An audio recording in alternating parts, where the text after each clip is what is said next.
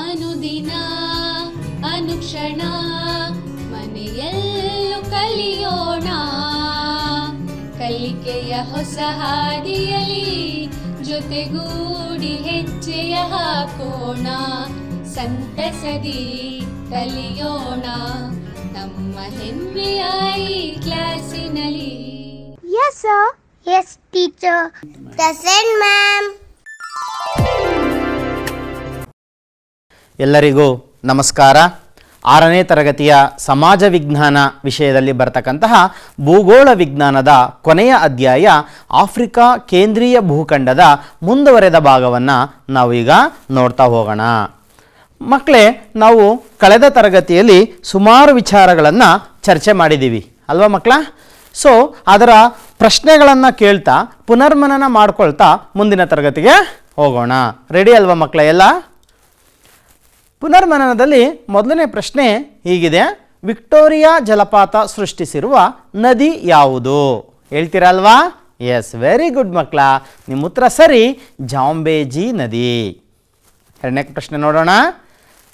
S, ಆಫ್ರಿಕಾದಲ್ಲಿ ಹರಿಯುವ ಉಷ್ಣ ಸಾಗರ ಪ್ರವಾಹ ಯಾವುದು? ವೆರಿ ಗುಡ್, ಯಾವ್ದು ಹೇಳಿ?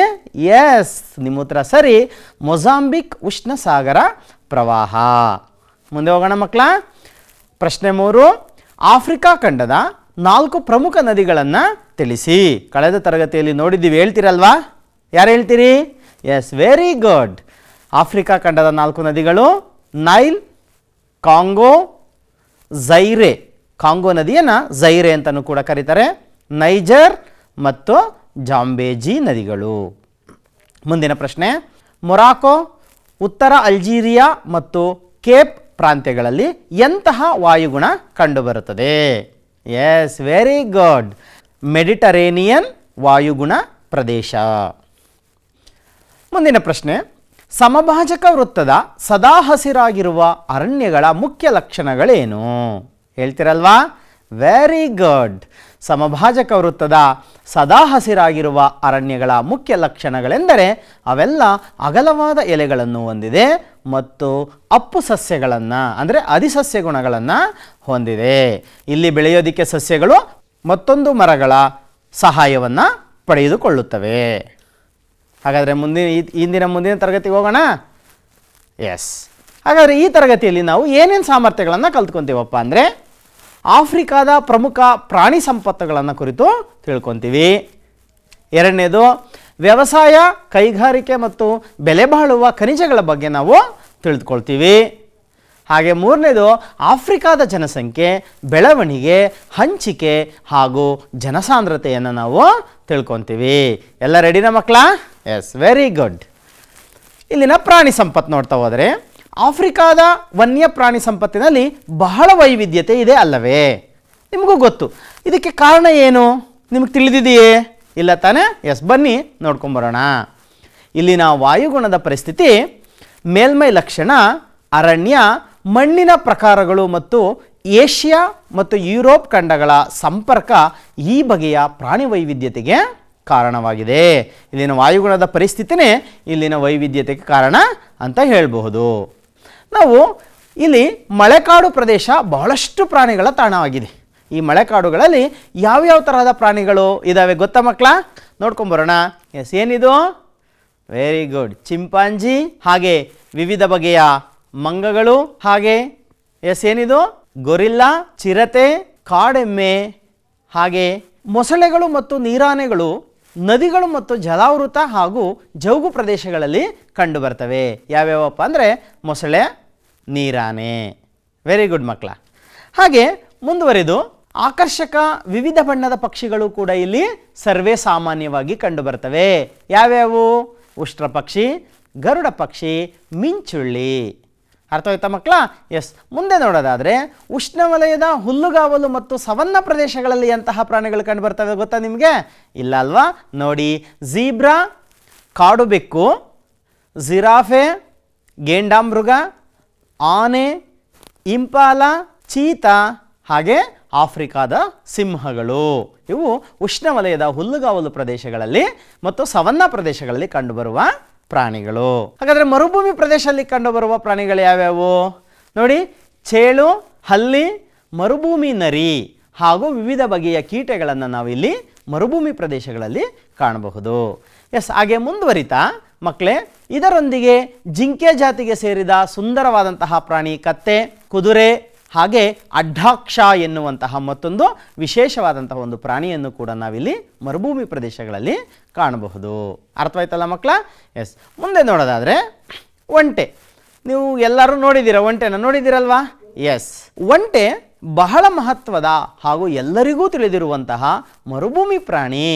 ಅದಕ್ಕೆ ಇದನ್ನು ಏನಂತ ಕರೀತಾರಪ್ಪ ಅಂದರೆ ಮರುಭೂಮಿಯ ಹಡಗು ಎಂದು ಕರೆಯಲಾಗುತ್ತದೆ. ಹಾಗೆ ಮುಂದೆ ನೋಡ್ರೆ ಇನ್ನೊಂದು ವಿಶೇಷವಾದಂತಹ ಪಕ್ಷಿ ಇದು. ಯಾವುದೋ ಉಷ್ಟ್ರ ಪಕ್ಷಿ. ನೋಡಿದ್ದೀರಾ ಮಕ್ಕಳ? ಗಮನಿಸಿ ಇಲ್ಲಿ. ಈ ಉಷ್ಟ್ರ ಪಕ್ಷಿ ಆಫ್ರಿಕಾದ ಮೂಲವಾಸಿ. ಕಲಹರಿ ಮರುಭೂಮಿ ಮತ್ತು ಆಫ್ರಿಕಾದ ದಕ್ಷಿಣ ಮೈದಾನಗಳಲ್ಲಿ ಇದು ಕಂಡುಬರುತ್ತೆ. ಇದರ ವಿಶೇಷ ಏನಪ್ಪ ಅಂತಂದರೆ ಪ್ರಪಂಚದಲ್ಲಿಯೇ ಜೀವಂತವಾಗಿ ಇರುವಂತಹ ಅತ್ಯಂತ ದೊಡ್ಡ ಪಕ್ಷಿ. ಏನು ಪ್ರಪಂಚದಲ್ಲಿ ಜೀವಂತ ಇದ್ದಾವೆ ಆ ಪಕ್ಷಿಗಳಲ್ಲೇ ಅತ್ಯಂತ ದೊಡ್ಡ ಪಕ್ಷಿ ಯಾವುದಪ್ಪ ಅಂದರೆ ಅದು ಉಷ್ಟ್ರ ಪಕ್ಷಿ. ಈ ಉಷ್ಟ್ರ ಪಕ್ಷಿಯ ಮತ್ತೊಂದು ವಿಶೇಷ ಏನಪ್ಪ ಅಂದರೆ ಅತಿ ದೊಡ್ಡ ಗಾತ್ರದ ಮೊಟ್ಟೆಗಳನ್ನು ಇಡುತ್ತವೆ. ಗಮನಿಸ್ತಾ ಇದ್ದೀರಾ ಚಿತ್ರ? ಹಾಗೆಯೇ ಇದು ಹಾರಲಾರದ, ಇದಕ್ಕೆ ಹಾರೋದಿಕ್ಕೆ ಬರಲ್ಲ, ಪಕ್ಷಿ ಆದರೂ ಕೂಡ ಹಾರೋದಿಕ್ಕೆ ಬರಲ್ಲ. ಇದು ಅತ್ಯಂತ ವೇಗವಾಗಿ ಓಡುವಂತಹ ಪಕ್ಷಿ.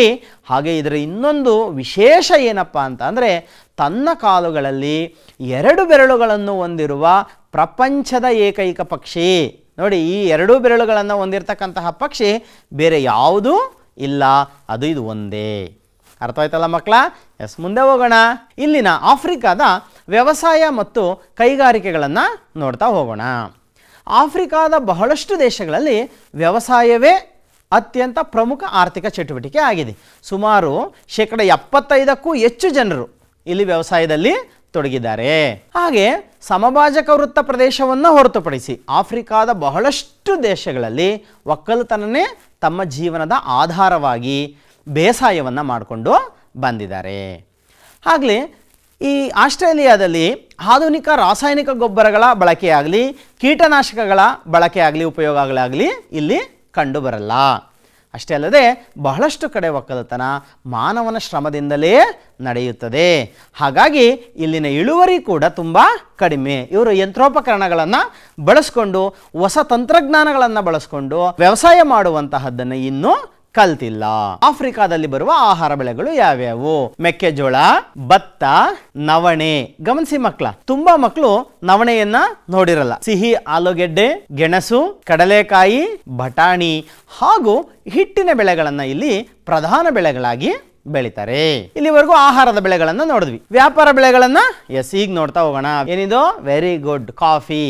ಬರುಂಡಿ ಎನ್ನುವಂತಹ ಒಂದು ಪ್ರದೇಶದಲ್ಲಿ ಕಾಫಿ ಬೆಳೆ ಅತ್ಯಂತ ಹೆಚ್ಚು ಪ್ರಸಿದ್ಧವಾಗಿದ್ದು ರಫ್ತಿಗಾಗಿ ಇಲ್ಲಿನ ಕಾಫಿಯನ್ನು ಬೆಳೆಯಲಾಗುತ್ತದೆ. ನೆಕ್ಸ್ಟ್ ಮುಂದೆ ನೋಡೋದಾದರೆ ಕೋಕೋ ಬೆಳೆ ಅಂದರೆ ಕೋಟೆ ಡಿ ಓರೆ ಮತ್ತು ಘಾನಾ, ಈ 2 ದೇಶಗಳಲ್ಲಿ ಕೋಕೋ ಬೆಳೆ ಅತ್ಯಂತ ಪ್ರಸಿದ್ಧ. ಕೋಕೋ ಏನಕ್ಕೆ ಉಪಯೋಗ ಮಾಡ್ತಾರೆ ಹೇಳಿ? ಕಳೆದ ತರಗತಿಯಲ್ಲಿ ಹೇಳಿದ್ದೀನಲ್ವಾ? ಏನು ಹೇಳಿ? ವೆರಿ ಗುಡ್, ಚಾಕ್ಲೇಟ್ ತಯಾರಿಕೆಗಳಲ್ಲಿ ಕೋಕೋವನ್ನು ಬಳಸ್ತಾರೆ. ವೆರಿ ಗುಡ್ ಮಕ್ಕಳ. ಮುಂದೆ ನೋಡೋಣ. ಬಟಾಣಿಗಳಂತಹ ಬೇಳೆಕಾಳುಗಳನ್ನು ಕೂಡ ಇಲ್ಲಿ ಗ್ಯಾಂಬಿಯಾ ದೇಶಗಳಲ್ಲಿ ಬೆಳೆಯಲಾಗುತ್ತದೆ. ಅರ್ಥ ಆಯ್ತಲ್ಲ ಮಕ್ಕಳ? ಮುಂದೆ ಹೋಗೋಣ. Very good. ಆಫ್ರಿಕಾದಲ್ಲಿ ಬೆಳೆಯುವ ಇತರ ಬೆಳೆಗಳು ಯಾವ್ಯಾವ ನೋಡ್ತಾ ಬರೋಣ. ಹತ್ತಿ, ಕಬ್ಬು, ಬಾಳೆ, ಚಹಾ, ತಾಳೆ ಎಣ್ಣೆ ಬೆಳೆ ಮತ್ತು ನಿಂಬೆ ಜಾತಿಯ ಹಣ್ಣುಗಳನ್ನು ಇಲ್ಲಿ ಬೆಳೆಯಲಾಗುತ್ತದೆ. ಇಲ್ಲಿ ದೊಡ್ಡ ಎಸ್ಟೇಟ್ಗಳಲ್ಲಿ ಮತ್ತು ನೀರಾವರಿ ಬೇಸಾಯಗಳಲ್ಲಿ ಮಾತ್ರ ಇಂತಹ ಬೆಳೆಗಳನ್ನು ಬೆಳೀತಾರೆ. ಅರ್ಥ ಆಯ್ತಲ್ಲ ಮಕ್ಕಳ? ಮುಂದೆ ನೋಡೋದಾದರೆ ಆಫ್ರಿಕಾದ ಮ್ಯಾಪನ್ನು ಗಮನಿಸಿ. ಸೆನೆಗಲ್, ಮಾರಿಟಾನಿಯಾ, ಮಾಲಿ, ನೈಜರ್, ಚಾಡ್, ಉತ್ತರ ಸೂಡಾನ್, ಇಥಿಯೋಪಿಯಾ ಮತ್ತು ಸೊಮಾಲಿಯಾ ದೇಶಗಳು ಇಲ್ಲಿ ಗಮನಿಸ್ತಾ ಇದ್ದೀರಾ ಮಕ್ಕಳ? ಇಲ್ಲಿ ಮೇಲಿಂದ ಮೇಲೆ ಬರಗಾಲಕ್ಕೆ ತುತ್ತಾಗ್ತಾ ಇರ್ತವೆ. ಹಾಗೆ ಇಲ್ಲಿನ ಜನರು ಹಸಿವಿನಿಂದ ಬಳಲ್ತಾ ಇದ್ದಾರೆ. ಯಾಕೆ? ಏನು ಕಾರಣ? ನಿಮಗೆ ಗೊತ್ತು. ಏನು ಕಾರಣ ಹೇಳಿ? ಇದು ಮರುಭೂಮಿ ಪ್ರದೇಶ, ಹೌದಾ? ಸಹರಾ ಮರುಭೂಮಿ ಇರತಕ್ಕಂತಹ ಪ್ರದೇಶ. ಸೊ ಹಾಗಾಗಿ ಇಲ್ಲಿನ ಜನರು ತುಂಬ ಹಸಿವಿನಿಂದ ಬಳಲ್ತಾರೆ. ಮುಂದೆ ನೋಡೋದಾದರೆ ಹಣ್ಣು ಬೆಳೆಗಳು. ಇಲ್ಲಿ ಯಾವ್ಯಾವ ಹಣ್ಣುಗಳನ್ನು ಬೆಳೀತಾರೆ ಗಮನಿಸಿ. ಉಷ್ಣವಲಯ ಮತ್ತು ಮೆಡಿಟೇರಿಯನ್ ಪ್ರದೇಶಗಳಲ್ಲಿ ನಿಂಬೆ ಜಾತಿಗೆ ಸೇರಿದ ಹಣ್ಣುಗಳಾದಂತಹ ಆಲಿವ್, ಹಾಗೆ ಲಿಂಬೆ, ಕಿತ್ತಳೆ, ಹೌದಾ? Yes, very good. ದ್ರಾಕ್ಷಿ ಸಾಮಾನ್ಯವಾಗಿ ಬೆಳೆಯುವಂತಹ ಹಣ್ಣು ಬೆಳೆಗಳಾಗಿವೆ. ಅರ್ಥವಾಯ್ತಲ್ಲ ಮಕ್ಕಳ? ಎಸ್, ಮುಂದೆ ನೋಡೋಣ. ಪೂರ್ವ ಆಫ್ರಿಕಾದಲ್ಲಿ ಗೋಡಂಬಿಯನ್ನು ಬೆಳೀತಾರೆ. ತಿಂದಿದ್ರಲ್ಲ ಈ ಹಣ್ಣ? ಅತ್ಯಂತ ಹೆಚ್ಚು ಪೋಷಕಾಂಶಗಳನ್ನು ಒಳಗೊಂಡಿರತಕ್ಕಂತಹ ಒಂದು ಪ್ರಮುಖವಾದಂತಹ ಗೋಡಂಬಿ. ಮುಂದೆ ನೋಡೋದಾದರೆ ಜಾಂಜಿಬಾರ ದ್ವೀಪ ಮತ್ತು ಟಾಂಜಾನಿಯಾಗಳು ಲವಂಗ ಬೆಳೆಗೆ ಪ್ರಸಿದ್ಧಿಯನ್ನು ಪಡೆದಿವೆ. ಸೊ ಭಾರತ ಕೂಡ ಮಸಾಲೆ ಪದಾರ್ಥಗಳಿಗೆ ಅತ್ಯಂತ ಫೇಮಸ್, ಹೌದಾ? ಹಾಗೆ ಆಫ್ರಿಕಾದಲ್ಲೂ ಕೂಡ ಲವಂಗವನ್ನು ಬೆಳೀತಾರೆ. ಮುಂದುವರಿದು ಹಣದ ಬೆಳೆಗಳು ಅಂದರೆ ವಾಣಿಜ್ಯ ಬೆಳೆಗಳು ಅಂತ ಕರೀತಾರೆ ಇವನ್ನ. ಯಾವ್ಯಾವು? ನಾವು ಆಲ್ರೆಡಿ ಡಿಸ್ಕಷನ್ ಮಾಡಿದ್ದೀವಿ ನೋಡಿ. ಕಾಫಿ, ತಾಳೆ ಎಣ್ಣೆ, ತಾಳೆ, ನೆಲಗಡಲೆಗಳನ್ನು ಮಧ್ಯ, ಪೂರ್ವ ಹಾಗೂ ಆಫ್ರಿಕಾದ ಇತರ ಪ್ರದೇಶಗಳಲ್ಲಿ ಬೆಳೆಯಲಾಗುತ್ತದೆ. ಹಾಗೆ ಇನ್ನೊಂದು ಇಂಪಾರ್ಟೆಂಟ್ ಆಫ್ರಿಕಾದ ಏನಪ್ಪ ಅಂದರೆ ಕಾಫಿಯನ್ನು ಪ್ರಪಂಚಕ್ಕೆ ಹರಡಿದ್ದು ಆಫ್ರಿಕಾ. ನಮಗೆಲ್ಲ ಕಾಫಿ ಗೊತ್ತೇ ಇರಲಿಲ್ಲ. ಸೊ ಎಲ್ಲಿಂದ ಗೊತ್ತಾಗಿದ್ದು ನಮಗೆ? ಎಸ್, ಆಫ್ರಿಕಾದಿಂದ. ಇಥಿಯೋಪಿಯಾದ ಬೆಟ್ಟ ಪ್ರದೇಶದಲ್ಲಿ ಬೆಳೆದಂತಹ ಕಾಫಿ ಇವತ್ತು ನಾವು ನಿತ್ಯ ಬಳಸುವಂತಹ ಪಾನೀಯ ಆಗಿದೆ, ಅಲ್ವಾ ಮಕ್ಕಳ? ಎಸ್. ಹಾಗಾದರೆ ಇಂಡಿಯಾಗೆ ಹೇಗೆ ಬಂತದು ನೋಡಿ. ಬಾಬಾ ಬುಡನ್ ಎಂಬ ಇಂಡಿಯಾ ಸೂಫಿ ಸಂತನ ಮೂಲಕ ಕರ್ನಾಟಕದ ಚಿಕ್ಕಮಗಳೂರಿನ ಬೆಟ್ಟಗಳಲ್ಲಿ ಕಾಫಿಯನ್ನು ಬೆಳೆಸಲಾಯಿತು. ಆ ನಂತರ ಆ ಬೆಟ್ಟಕ್ಕೆ ಬಾಬಾ ಬುಡನ್ಗಿರಿ ಎಂಬ ಹೆಸರು ಬಂದಿತು. ಅರ್ಥವಾಯ್ತಲ್ಲ ಮಕ್ಕಳ? ಕಾಫಿಯ ಮೂಲ ತವರು ಯಾವುದು? Very good, Africa. ಮುಂದುವರಿಸೋಣ. ಎಸ್. ಹಾಗೆ ಈಜಿಪ್ಟ್ ದೇಶ ಹತ್ತಿ ಬೆಳೆಗೆ ಅತ್ಯಂತ ಪ್ರಸಿದ್ಧವಾಗಿದೆ. ನಾವು ಬಳಸುವಂತಹ ಅಥವಾ ಪ್ರಪಂಚದ ಹಲವು ದೇಶಗಳು ಬಳಸುವಂತಹ ಹತ್ತಿ ಈಜಿಪ್ಟ್ನಲ್ಲಿ ಬೆಳೆಯಲಾಗುತ್ತದೆ. ಮುಂದೆ ಯುರೋಪಿಯನ್ನರು ನೆಲೆಗೊಂಡಿರುವಂತಹ ಕೀನ್ಯಾ, ದಕ್ಷಿಣ ಆಫ್ರಿಕಾ ಮತ್ತು ಜಿಂಬಾಬ್ವೆ ನೋಡಿ. ಕೀನ್ಯಾ, ದಕ್ಷಿಣ ಆಫ್ರಿಕಾ ಮತ್ತು ಜಿಂಬಾಬ್ವೆಗಳಲ್ಲಿ ಆಕಳು ಸಾಕಣೆ ಮುಖ್ಯ ಉದ್ಯೋಗವಾಗಿದೆ. ಅಂದರೆ ಹೈನುಗಾರಿಕೆ ಕೂಡ ಇಲ್ಲಿ ಬಳಕೆಯಲ್ಲಿದೆ. ಹಾಗೆ ಮುಂದುವರಿಯೋದಾದರೆ ಪ್ರಪಂಚದ 15% ಆಕಳುಗಳು ಆಫ್ರಿಕಾ ಒಂದರಲ್ಲಿಯೇ ಸಿಗುತ್ತವೆ. ಸೊ ಅರ್ಥವಾಯ್ತಲ್ಲ ಮಕ್ಕಳ? ಎಸ್. ಮುಂದೆ ನೋಡೋಣ. ಹಾಗಾದರೆ ವ್ಯವಸಾಯ ಹಿಂದುಳಿಯುವುದಕ್ಕೆ ಕಾರಣಗಳು ಅಂದರೆ ಆಫ್ರಿಕಾ ಹಿಂದುಳಿದ ಒಂದು ಖಂಡ. ಸೊ ಅಲ್ಲಿ ವ್ಯವಸಾಯ ಕೂಡ ಹಿಂದೆ ಉಳಿದಿದೆ. ಅದಕ್ಕೆ ಕಾರಣಗಳೇನು? ಏನಿರಬಹುದು? ಗೆಸ್ ಮಾಡ್ತೀರಾ ಮಕ್ಕಳ? ಎಸ್, ನಿಮ್ಮ ಉತ್ತರ ಕರೆಕ್ಟ್. ನೋಡ್ಕೊಂಡು ಬರೋಣ ಒಂದೊಂದೇ. ಹಳೆಯ ಕೃಷಿ ಪದ್ಧತಿ. ಇಲ್ಲಿನ ಕೃಷಿ ಪದ್ಧತಿ ಏನಾಗಿದೆ? ಹಳೆಯದಾಗಿದೆ, ಪ್ರಾಚೀನದಾಗಿದೆ. ಹೊಸದಾದಂತಹ ತಂತ್ರಜ್ಞಾನಗಳನ್ನು, ಯಂತ್ರೋಪಕರಣಗಳನ್ನು ಬಳಸ್ಕೊಂಡು, ಹೌದಾ, ಇಲ್ಲಿ ವ್ಯವಸಾಯ ಮಾಡುವಂತಹದನ್ನ ಇನ್ನೂ ಕರಗತ ಮಾಡಿಕೊಂಡಿಲ್ಲ. ನೆಕ್ಸ್ಟು ಕೇವಲ ಜೀವನೋಪಾಯಕ್ಕೋಸ್ಕರ ಇವರು ಬೇಸಾಯವನ್ನು ಮಾಡ್ತಾ ಇದ್ದಾರೆ. ವಾಣಿಜ್ಯ ಮತ್ತು ವ್ಯಾಪಾರಿ ಬೆಳೆಗಳನ್ನು ಅತಿ ಹೆಚ್ಚು ಬೆಳೀತಾ ಇಲ್ಲ.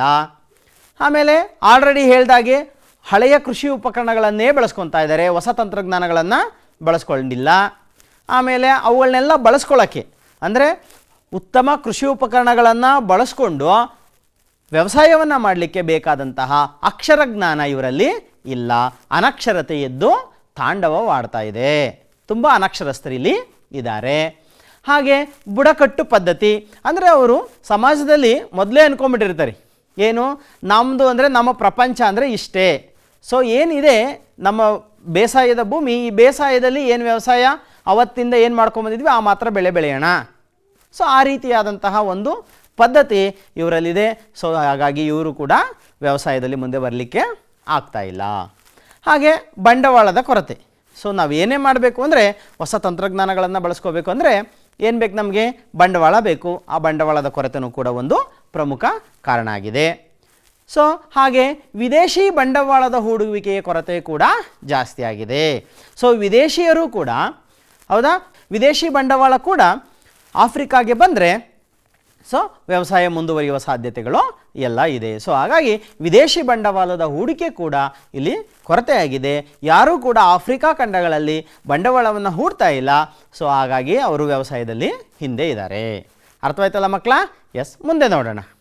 ಹಾಗಾದರೆ ಕೈಗಾರಿಕೆಗಳ ನಿಧಾನ ಅಭಿವೃದ್ಧಿಗೆ ಕಾರಣಗಳೇನು? ಸೊ ವ್ಯವಸಾಯದಲ್ಲೂ ಹಿಂದೆ ಇದ್ದಾರೆ, ಕೈಗಾರಿಕೆಗಳ ಅಭಿವೃದ್ಧಿಯಲ್ಲೂ ಕೂಡ ಹಿಂದೆ ಇದ್ದಾರೆ.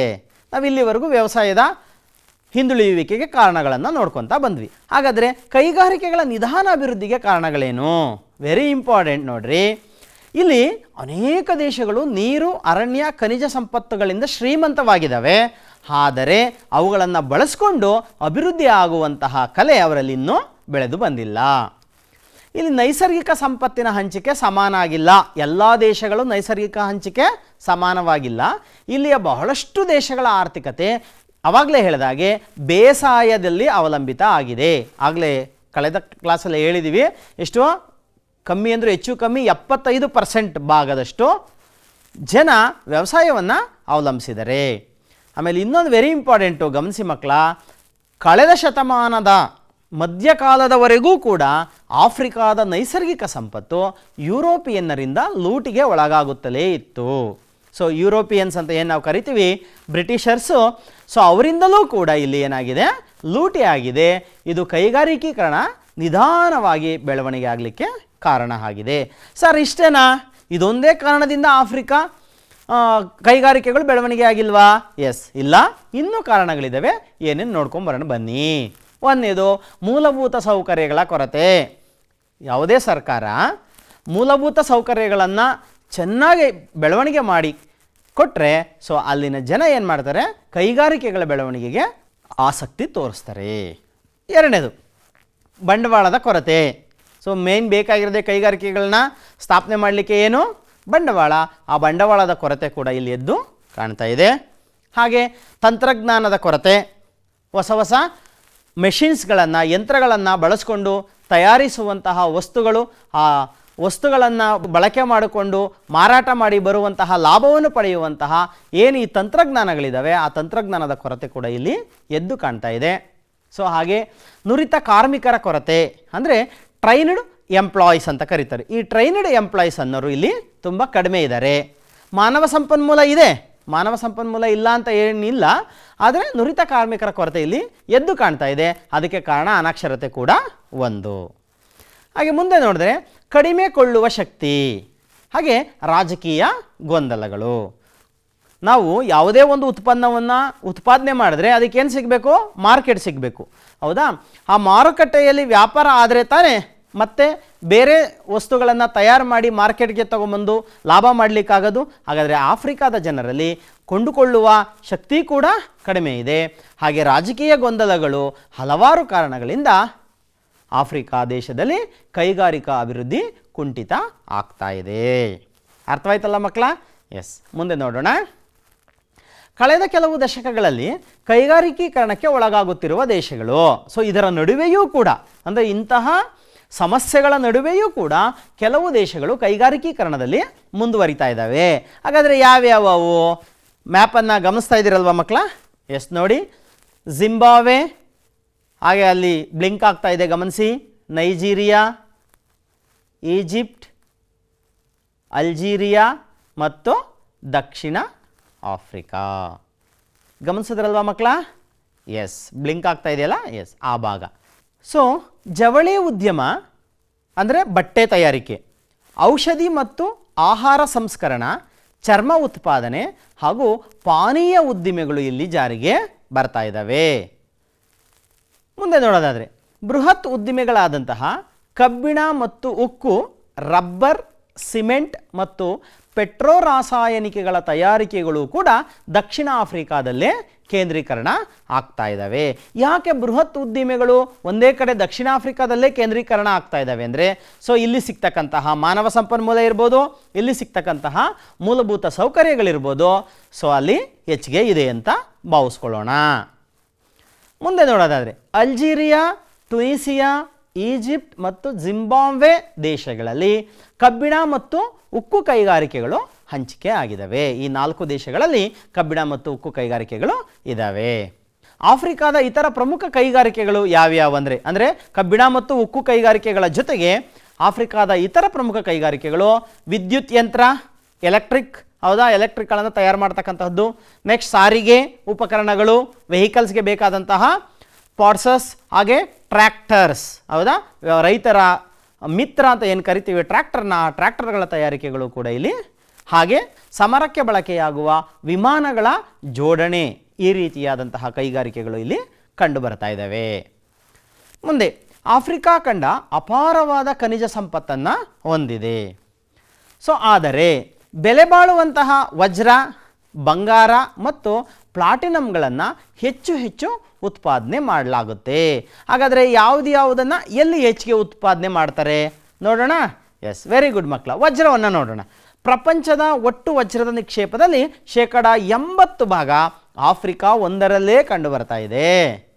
ಸೊ ಬೋನ್ಸ್ವಾನಾ, ಜೈರೆ ಮತ್ತು ದಕ್ಷಿಣ ಆಫ್ರಿಕಾಗಳು ಅತಿ ಹೆಚ್ಚು ವಜ್ರವನ್ನು ಉತ್ಪಾದಿಸುವ ಇತರ ದೇಶಗಳು. ಹಾಗೆ ಅಂಗೋಲಾ, ನಮೀಬಿಯಾ, ಘಾನಾ ದೇಶಗಳಲ್ಲೂ ಕೂಡ ವಜ್ರವನ್ನು ಉತ್ಪಾದನೆ ಮಾಡ್ತಾರೆ. ಅರ್ಥ ಆಯ್ತಲ್ಲ ಮಕ್ಕಳ? ಎಸ್. ನೆಕ್ಸ್ಟು ವಜ್ರವನ್ನು 2 ಥರ ವಿಂಗಡಿಸ್ತಾರೆ. ಒಂದು ಹರಳು ವಜ್ರ, ಮತ್ತೊಂದು ಕೈಗಾರಿಕಾ ವಜ್ರ. ಇಲ್ಲಿ ನೋಡ್ರಿ, ಕೈಗಾರಿಕಾ ವಜ್ರ ಮುಖ್ಯವಾಗಿ ಎಲ್ಲೆಲ್ಲಿ ಬಳಕೆ ಆಗುತ್ತೆ? ಉಜ್ಜು ಕಾಗದಗಳಲ್ಲಿ ಬಳಕೆಯಾಗುತ್ತೆ ಮತ್ತು ಗಾಜನ್ನು ಕತ್ತರಿಸಲು, ಬೇಕಾದ ಆಕಾರಕ್ಕೆ ಗಾಜನ್ನು ಕತ್ತರಿಸಲು ನಾವು ವಜ್ರವನ್ನು ಬಳಸ್ತೇವೆ ಅಲ್ವಾ ಮಕ್ಕಳ? ಸೊ ಹಾಗಾದರೆ ಹರಳು ವಜ್ರವನ್ನು ಎಲ್ಲಿ ಬಳಸ್ತೀವಿ? ಎಸ್, ನಿಮಗೆ ಗೊತ್ತೇಳಿ. ಎಸ್, ಒಡವೆಗಳು. ಹೌದಾ? ಆರ್ನಮೆಂಟ್ಸ್ ಅಂತ ಏನು ಕರಿತೀವಿ, ಆ ಒಡವೆಗಳ ಉತ್ಪಾದನೆಯಲ್ಲಿ ನಾವು ವಜ್ರವನ್ನು ಬಳಸ್ತಾ ಇದ್ದಾರೆ. ನೆಕ್ಸ್ಟ್ ಬಂಗಾರವನ್ನು ನೋಡೋದೇ. ಪ್ರಪಂಚದ ಅರ್ಧದಷ್ಟು ಬಂಗಾರದ ನಿಕ್ಷೇಪ ದಕ್ಷಿಣ ಆಫ್ರಿಕಾ ಒಂದರಲ್ಲೇ ಕಂಡು ಬರ್ತಾ ಇದೆ. ಬಂಗಾರದ ಹಂಚಿಕೆ ಬೇರೆ ಎಲ್ಲೆಲ್ಲಾಗಿದ್ದಾವಪ್ಪ ಅಂದರೆ ನೋಡ್ರಿ, ಅಲ್ಲಿ ವಿಟ್ ವಾಟರ್ಸ್ ಬ್ರ್ಯಾಂಡ್, ಟ್ರಾನ್ಸ್ವಾಲಾ ಅಂತ ಕರೀತಾರೆ, ಮತ್ತು ಆರೆಂಜ್ ಫ್ರೀ ಸ್ಟೇಟ್ಗಳು ಅಂತ. ಇವೆರಡೂ ಕೂಡ ಆಫ್ರಿಕಾ, ದಕ್ಷಿಣ ಆಫ್ರಿಕಾದಲ್ಲೇ ಕಂಡುಬರುವಂತಹ 2 ಪ್ರದೇಶಗಳು. ಈ 2 ಪ್ರದೇಶಗಳಲ್ಲಿ ಅತ್ಯಂತ ಹೆಚ್ಚು ಬಂಗಾರ ಉತ್ಪಾದನೆ ಹಾಗೂ ಬಂಗಾರದ ನಿಕ್ಷೇಪಗಳು ಕಂಡು ಬರ್ತವೆ. ನೆಕ್ಸ್ಟ್ ಮಕ್ಕಳ, ಈ ಖಂಡದ ಒಟ್ಟು ಬಂಗಾರದ ಉತ್ಪಾದನೆಯಲ್ಲಿ 50%ಕ್ಕೂ ಹೆಚ್ಚಿನ ಭಾಗ ಕೇವಲ ದಕ್ಷಿಣ ಆಫ್ರಿಕಾ, ಜಿಂಬಾಬ್ವೆ, ಕಾಂಗೋ ಈ 3 ರಾಜ್ಯಗಳಲ್ಲೇ ಪೂರೈಕೆ ಆಗ್ತಾ ಇದೆ. ಎಸ್, ಅರ್ಥವಾಯ್ತಲ್ಲ ಮಕ್ಕಳ? ಎಸ್, ಮುಂದೆ ನೋಡೋಣ. ಮ್ಯಾಪ್ ಗಮನಿಸ್ತಾ ಇದ್ದೀರಾ? ಎಸ್, ಆಫ್ರಿಕಾದ ನಕ್ಷೆಯಲ್ಲಿ ನಾವು ಇವಾಗ ಯಾವ ಯಾವ ಪ್ರದೇಶಗಳಲ್ಲಿ ಪ್ರಮುಖ ಖನಿಜ ಸಂಪತ್ತು ಇದೆ ನೋಡ್ಕೊಂಬರೋಣ. Yes, very good. ನೋಡಿ, ಗಮನಿಸಿ. ದಕ್ಷಿಣ Africa, Botswana, Angola, Congo, Gabon, ಹಾಗೆ ಅಲ್ಜೀರಿಯಾ, ಮೊರಾಕ್ಕೋ, ಗಿನಿ ಇಂತಹ ಪ್ರದೇಶಗಳಲ್ಲಿ, ಅಂದರೆ ಇಷ್ಟು ದೇಶಗಳಲ್ಲಿ ನಾವು ಖನಿಜ ಸಂಪತ್ತನ್ನು ನೋಡಬಹುದು. ಖನಿಜ ಸಂಪತ್ತು ಏನಾಗಿದೆ, ಒಂದೇ ರೀತಿಯಾದಂತಹ ಖನಿಜ ಸಂಪತ್ತನ್ನು ಎಲ್ಲ ಕಡೆ ಹೊಂದಿಲ್ಲ ಅಲ್ವಾ ಮಕ್ಕಳ? ಎಸ್, ಮುಂದೆ ನೋಡೋಣ. ಜನಸಂಖ್ಯೆ, ಬೆಳವಣಿಗೆ, ಹಂಚಿಕೆ ಮತ್ತು ಸಾಂದ್ರತೆ ಇದರ ಕುರಿತು ಅಧ್ಯಯನ ಮಾಡೋಣ ಮಕ್ಕಳ. Yes, very good. ಪ್ರಪಂಚದಲ್ಲಿ ಫಸ್ಟ್ ಟೈಮ್, ಮೊಟ್ಟ ಮೊದಲು ಮನುಷ್ಯ ಕಾಣಿಸಿಕೊಂಡಿದ್ದು ಮತ್ತು ಉಪಕರಣಗಳನ್ನು ಬಳಸಿದ್ದು ಎಲ್ಲಿ ಅಂದರೆ ಅದು ಆಫ್ರಿಕಾದಲ್ಲಿ. ಹೌದಾ ಮಕ್ಕಳ? ಎಸ್, ಮಾನವ ಶಾಸ್ತ್ರಜ್ಞರು ಮತ್ತು ವಿಜ್ಞಾನಿಗಳು ಅಭಿಪ್ರಾಯ ಪಡುವಂತೆ ಮನುಷ್ಯನ ವೈಜ್ಞಾನಿಕ ಹೆಸರು ಹೋಮೋ ಸೆಫಿಯನ್. ಹೌದಾ? ಆಫ್ರಿಕಾದ ಕೀನ್ಯಾ ಮತ್ತು ಇಥಿಯೋಪಿಯಾಗಳಲ್ಲಿ ಪೂರ್ವ ಸರೋವರಗಳ ಬಳಿ ಕಾಣಿಸಿಕೊಂಡರೆಂದು ತಿಳಿದು ಬರುತ್ತದೆ.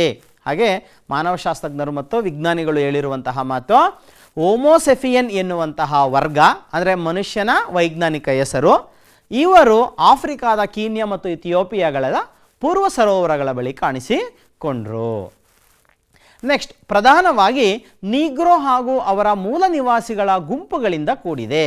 ಈಗ ಆಫ್ರಿಕಾವು ವಿವಿಧ ಜನಾಂಗ ಮತ್ತು ಕುಲವರ್ಗಗಳನ್ನು ಹೊಂದಿದೆ. ಈ ಖಂಡದಲ್ಲಿ ವಿವಿಧ ಜನರು, ಭಾಷೆ ಮತ್ತು ಸಂಸ್ಕೃತಿಗಳ ಮಿಲನವಾಗಿದೆ. ಕೇವಲ 1-2 ಭಾಷೆಗಳು ಇಲ್ಲ. ಇಲ್ಲಿ ಈ ಖಂಡದಲ್ಲಿ ಹಲವಾರು ರೀತಿಯಾದಂತಹ ಜನ, ಹಲವಾರು ಭಾಷೆ, ಹಲವಾರು ಸಂಸ್ಕೃತಿಗಳ ಮಿಲನ ನಾವು ಈ ಆಫ್ರಿಕಾದಲ್ಲಿ ಕಾಣಬಹುದು. ಅರ್ಥ ಆಯ್ತಲ್ಲ ಮಕ್ಕಳ? ಎಸ್, ಮುಂದೆ ನೋಡ್ತಾ ಹೋಗೋದಾದರೆ ನೀವು ನಕ್ಷೆಯನ್ನು ಗಮನಿಸಿ. ಸುಮಾರು 1051 ಮಿಲಿಯನ್ ಜನರು ಆಫ್ರಿಕಾ ಖಂಡದಲ್ಲಿ ವಾಸಿಸುತ್ತಾರೆ. ಇಲ್ಲಿನ ಜನಸಂಖ್ಯೆ ಎಷ್ಟು ಹೇಳಿ? 1051 ಮಿಲಿಯನ್. ಹಾಗಾದರೆ ಎಲ್ಲೆಲ್ಲಿ ಜಾಸ್ತಿ ಜನ ಇದ್ದಾರೆ ಗಮನಿಸಿ. ನೈಜೀರಿಯಾ, ಈಜಿಪ್ಟ್, ಇಥಿಯೋಪಿಯಾ, ಜೈರೆ ಮತ್ತು ದಕ್ಷಿಣ ಆಫ್ರಿಕಾಗಳಲ್ಲಿ ಹೆಚ್ಚು ಜನಸಾಂದ್ರತೆ ಇರುವಂತಹ ದೇಶಗಳಾಗಿವೆ. ಗಮನಿಸ್ತಾ ಇದ್ದೀರಲ್ವಾ? ಎಸ್, ವೆರಿ ಗುಡ್ ಮಕ್ಕಳ. ಮುಂದೆ ನೋಡೋದಾದರೆ ಕಳೆದ 3 ದಶಕಗಳಲ್ಲಿ ಆಫ್ರಿಕಾದ ಕೆಲವು ರಾಷ್ಟ್ರಗಳಲ್ಲಿ ಮರಣ ಪ್ರಮಾಣ ಕಡಿಮೆಯಾಗಿದೆ. ಅಂದರೆ 1000 ಜನಕ್ಕೆ ಸಾಯುವಂತಹವರ ಸಂಖ್ಯೆ, ಮರಣ ಹೊಂದುವವರ ಸಂಖ್ಯೆ ಕಡಿಮೆಯಾಗಿದೆ. ಹಾಗಾದರೆ ಅದಕ್ಕೆ ಕಾರಣ ಏನು? ಏನಿರ್ಬೋದು ಕಾರಣ? ಆಹಾರದ ಹೆಚ್ಚು ಉತ್ಪಾದನೆ, ಅದರ ಜೊತೆಗೆ ಔಷಧಿಯ ಸರಬರಾಜು ಮತ್ತು ಸ್ವಚ್ಛತೆ. ಸೊ ನೋಡಿ, ಆಹಾರ, ಔಷಧಿ, ಸ್ವಚ್ಛತೆ ಇರುವಂತಹ ಪರಿಸರ ಎಲ್ಲಿರುತ್ತೋ ಅಲ್ಲಿನ ಆರೋಗ್ಯ ತುಂಬ ಚೆನ್ನಾಗಿ ಇರುತ್ತವೆ. ಅದಕ್ಕೆ ಮಕ್ಕಳು ಹೇಳೋದು, ನಮ್ಮ ಸುತ್ತಮುತ್ತಲಿನ ಪರಿಸರವನ್ನು ನಾವು ಶುಚಿಯಾಗಿ ಶುದ್ಧವಾಗಿ ಇಟ್ಕೋಬೇಕು ಅಂತ. ಇಟ್ಕೊತೀರಲ್ವಾ? ಎಸ್, ವೆರಿ ಗುಡ್ ಮಕ್ಕಳ. ಮುಂದೆ ಹೋಗೋಣ. ಆದರೆ ಜನನ ಪ್ರಮಾಣವು ಹೆಚ್ಚಾಗಿದ್ದು ಅಧಿಕ ಜನಸಾಂದ್ರತೆಗೆ ಕಾರಣ ಆಗಿದೆ. ಹಾಗಾದರೆ ಆಫ್ರಿಕಾ ಜನಸಂಖ್ಯಾ ಬೆಳವಣಿಗೆ ದರ ಪ್ರಪಂಚದಲ್ಲಿ ಸರಾಸರಿ ಏನಿದೆ ಅದಕ್ಕೂ ಹೆಚ್ಚಾಗಿದೆ ಅಂತ ಹೇಳ್ತಾರೆ. ಅಂದರೆ ಬೆಳವಣಿಗೆಯ ದರ ಹೇಗೆ ನೋಡಿ, ಇಲ್ಲಿ ಗಮನಿಸಿ. ಕೆಲವು ದೇಶಗಳಾದಂತಹ, ಹಾಗೆ ಗಮನಿಸ್ತಾ ಹೋದರೆ ಇಥಿಯೋಪಿಯಾ, ಸೊಮಾಲಿಯಾ, ಚಾಡ್, ನೈಜೀರಿಯಾ, ಮಾಲಿ, ಇಲ್ಲಿನ ಜೀವಿತಾವಧಿ ತುಂಬ ಕಡಿಮೆ. ಅಂದರೆ ಎಷ್ಟಪ್ಪ ಅಂದರೆ ಕೇವಲ 50 ವರ್ಷ ಮಾತ್ರ. ಇಲ್ಲಿನ ಜನ ಸರಾಸರಿ ಬದುಕೋದು ಎಷ್ಟಪ್ಪ ಅಂದರೆ ಕೇವಲ 50 ವರ್ಷ ಮಾತ್ರ. ಅತಿ ಹೆಚ್ಚು ಜನಸಾಂದ್ರತೆ ಎಲ್ಲಿ ಕಂಡುಬರುತ್ತೆ ನೋಡ್ತಾ ಹೋಗೋಣ ಮಕ್ಕಳ. ಗಿನಿಯ ಕರಾವಳಿ ಪ್ರದೇಶ ಗಮನಿಸ್ತಾ ಇದ್ದೀರಾ ಮಕ್ಕಳ, ಭಾಗ ಮಾರ್ಕ್ ಆಗ್ತಾ ಇದೆ.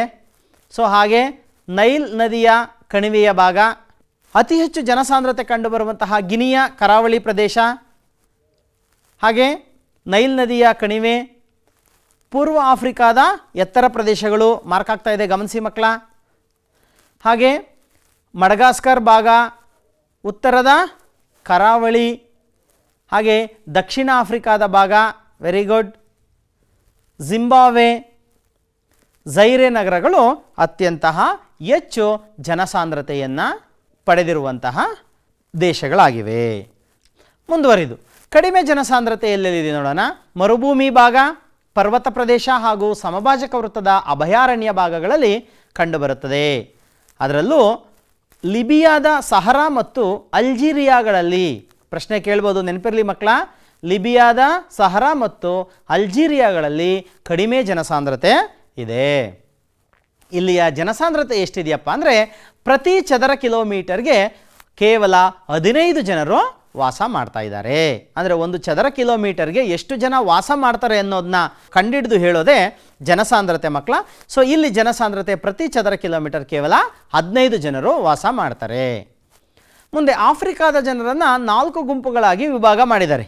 ಅದರಲ್ಲಿ ಒಂದನೇ ಗುಂಪು ನೋಡೋದಾದರೆ ಪಿಗ್ಮಿಗಳು, ಬುಷ್ಮನ್ಗಳು ಮತ್ತು ಮಸಾಯಿ, ಇವರು ಸಹರಾ ಮರುಭೂಮಿಯ ದಕ್ಷಿಣ ಭಾಗಗಳಲ್ಲಿ ವಾಸ ಮಾಡ್ತಾರೆ ಇವರು. ಸೊ ಗಮನಿಸ್ತಾ ಇದ್ದೀರಲ್ಲ ಚಿತ್ರ. ಸೊ ಆಗಲೇ ಎರಡನೇ ಭಾಗ ಅರಬ್ಬರವರು, ಇವರು ಉತ್ತರ ಆಫ್ರಿಕಾಗಳಲ್ಲಿ ವಾಸ ಮಾಡ್ತಾರೆ. ಇನ್ನು ಮೂರನೇದು ಯುರೋಪಿಯನ್ನರು, ಇವರು ದಕ್ಷಿಣ ಆಫ್ರಿಕಾ ಹಾಗೂ ಇತರ ಫಲವತ್ತಾದ ನದಿ ಬಯಲುಗಳಲ್ಲಿ ಇವರು ವಾಸ ಮಾಡ್ತಾರೆ. ಇನ್ನು ನಾಲ್ಕನೇವರು ಇಂಡಿಯನ್ನರು, ದಕ್ಷಿಣ ಮತ್ತು ಪೂರ್ವ ಆಫ್ರಿಕಾಗಳಲ್ಲಿ ವಾಸ ಮಾಡ್ತಾರೆ. ಮಕ್ಕಳ, ನಾವು ಇಲ್ಲಿಯವರೆಗೂ ಆಫ್ರಿಕಾದ ಕೊನೆಯ ಭಾಗವನ್ನು ನೋಡ್ಕೊತಾ ಬಂದ್ವಿ. ಜನಸಂಖ್ಯೆ, ಪ್ರಾಣಿ ಸಂಪತ್ತು, ಹೌದಾ, ಖನಿಜ ಸಂಪತ್ತುಗಳನ್ನು ನೋಡ್ಕೊಂಬಂದ್ವಿ, ಹೌದಾ. ಎಷ್ಟರ ಮಟ್ಟಿಗೆ ನಿಮ್ಗೆ ಅರ್ಥ ಆಗಿದೆ ಅನ್ನೋದನ್ನ ಕೆಲವು ಪ್ರಶ್ನೆಗಳ ಮೂಲಕ ನೋಡ್ಕೊತಾ ಮುಂದುವರಿಯೋಣ. ಪ್ರಶ್ನೆ ಒಂದನೇದು, ಮರುಭೂಮಿಯ ಹಡಗು ಯಾವುದು? ಯಾವುದು ಹೇಳಿ? ವೆರಿ ಗುಡ್ ಮಕ್ಕಳ, ಒಂಟೆ. ನೆಕ್ಸ್ಟ್ ಎರಡನೇ ಪ್ರಶ್ನೆ, ಆಫ್ರಿಕಾದ ಪ್ರಮುಖ ಆಹಾರ ಬೆಳೆಗಳು ಯಾವುವು? ಯಾರು ಹೇಳ್ತೀರಿ? ವೆರಿ ಗುಡ್, ಎಸ್ ಹೇಳಪ್ಪ. ವೆರಿ ಗುಡ್, ನಿಮ್ಮ ಉತ್ತರ ಸರಿ.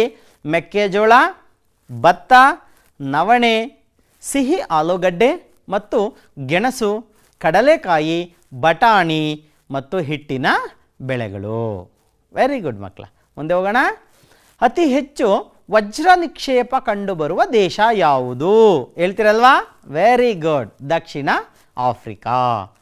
ಮುಂದೆ ಆಫ್ರಿಕಾ ಖಂಡದಲ್ಲಿ ಅತಿ ಹೆಚ್ಚು ಜನಸಾಂದ್ರತೆ ಹೊಂದಿರುವ ದೇಶಗಳು ಯಾವ್ಯಾವು? ಎಲ್ಲಿ ಜಾಸ್ತಿ ಜನಸಂಖ್ಯೆ ಇದೆ? ಎಲ್ಲಿದೆ? ನೈಜೀರಿಯಾ, ಈಜಿಪ್ಟ್, ಇಥಿಯೋಪಿಯಾ, ಝೈರೆ ಮತ್ತು ದಕ್ಷಿಣ ಆಫ್ರಿಕಾಗಳು. ಈ ಇಷ್ಟೂ ದೇಶಗಳಲ್ಲಿ ಅತಿ ಹೆಚ್ಚು ಜನಸಂಖ್ಯೆ ಇದೆ. ಮುಂದೆ ಮಕ್ಕಳ ಕೊನೆಯ ಘಟ್ಟ, ಗೃಹ ಕಾರ್ಯ. ಪ್ರಶ್ನೆ ಬರ್ಕೊಳ್ಳಿ, ಬರ್ಕೊತಾ ಇದ್ದೀರಲ್ಲ. ಆಫ್ರಿಕಾದಲ್ಲಿ ವ್ಯವಸಾಯ ಹಿಂದುಳಿಯುವುದಕ್ಕೆ ಕಾರಣಗಳು ಏನು? ಆಲ್ರೆಡಿ ನಾವು ಡಿಸ್ಕಷನ್ ಮಾಡಿದ್ದೀವಿ ಮಕ್ಕಳ. ಸೊ ಪ್ರತಿಯೊಬ್ಬರು ಬರ್ಕೊಂಡು ಬರಬೇಕು. ಎರಡನೇದು, ಹೆಚ್ಚು ವಜ್ರದ ನಿಕ್ಷೇಪ ಉತ್ಪಾದಿಸುವ ಆಫ್ರಿಕಾದ ದೇಶಗಳು ಯಾವುವು? ಬರ್ಕೊತಾ ಇದ್ದೀರಲ್ಲ? Very good. ಪ್ರಶ್ನೆ 3, ಆಫ್ರಿಕಾ ನಕ್ಷೆಯಲ್ಲಿ ಜನಸಾಂದ್ರತೆ ಹೆಚ್ಚಿರುವ ದೇಶಗಳನ್ನು ಗುರುತಿಸಿರಿ. ನಕ್ಷೆ ನೀವೇ ಬರೀಬೇಕು. Very good. ಒಂದು ಚಟುವಟಿಕೆ ಇದೆ ಮಕ್ಕಳ, ಬರ್ಕೊಳ್ಳಿ. ಆಫ್ರಿಕಾದ ಅಡ್ಡಾಕ್ಷ ಮತ್ತು ನಮ್ಮ ಭಾರತದ ಚಿಗರೆಗಳೊಂದಿಗೆ ಹೋಲಿಕೆ ಮಾಡಿ ಬರೆಯಿರಿ. ಎಸ್, ಧನ್ಯವಾದಗಳು. ನನ್ನ ಹೆಸರು ಅರುಣ್ ಕುಮಾರ್ ಟೀಕೆ, MA B.Ed, ಪದವೀಧರ ಸಹಶಿಕ್ಷಕ, ಸರ್ಕಾರಿ ಹಿರಿಯ ಪ್ರಾಥಮಿಕ ಶಾಲೆ ಗೋಪಾಲಪುರ, ಮತ್ತಹಳ್ಳಿ ಕ್ಲಸ್ಟರ್, ಬೆಂಗಳೂರು ಉತ್ತರ ವಲಯ 4. ಇಲ್ಲಿ ಕಳೆದ 4 ವರ್ಷಗಳಿಂದ ಕರ್ತವ್ಯವನ್ನು ನಿರ್ವಹಿಸುತ್ತಿದ್ದೇನೆ.